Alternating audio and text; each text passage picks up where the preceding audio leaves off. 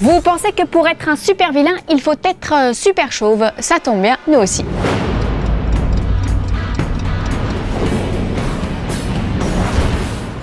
Bon, on sait des choses sur Spider-Man, le problème c'est que les informations viennent de Latino Review et que le site n'est pas franchement réputé pour sa fiabilité. On vous le dit quand même?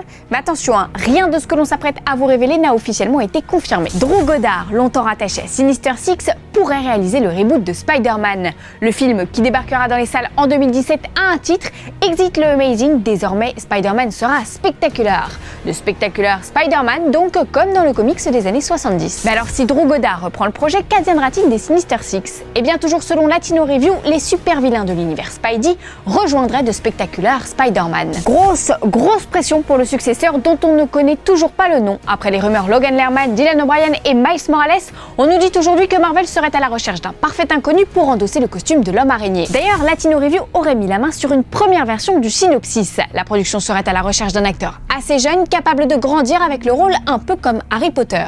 Mais contrairement à ce que l'on nous disait la semaine dernière, le Spider-Man de 2017 ne reviendra pas sur les origines de l'histoire.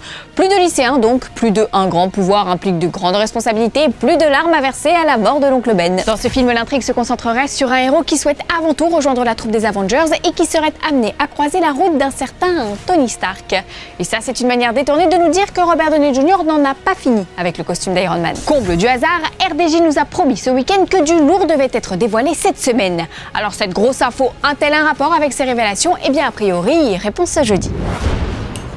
Aussi insolite que l'hôtel Godzilla de Tokyo, voici les news en bref. Les retrouvailles de Lando et Dan Solo pourraient avoir lieu en 2017. Si Billy Dee Williams a quelque peu été oublié du réveil de la Force, contrairement à ses amis Luke, Leia et Anne, le comédien serait partant pour faire un caméo dans l'épisode 8 de la franchise. Comme dans la saga originelle, Billy Dee Williams n'apparaîtra que dans le deuxième film de cette nouvelle trilogie. Reste à savoir comment le personnage va être introduit. Après Tron l'héritage et Oblivion, Joseph Kosinski pourrait réaliser Gran Turismo, l'adaptation du jeu vidéo du même nom. Actuellement en négociation avec Sony, Kosinski était sur le point de mettre en chantier Go Like Hell, qui raconte la confrontation entre Ford et Ferrari. Le projet est depuis tombé à l'eau, mais le réalisateur n'a pas renoncé à mettre en scène des gros cylindrés puisque Gran Turismo est un jeu de course très lucratif dont le premier jeu a été édité en 1997. Aujourd'hui dans le coin des fanzoniens, on répond à Skull Vikings qui veut des news de la Suicide Squad. C'est officiel, Jared Leto sera un Joker majestueux. C'est en tout cas ce qu'a affirmé David Ayer sur son compte Twitter avant de nous faire suivre en direct la transformation du comédien. Alors coupera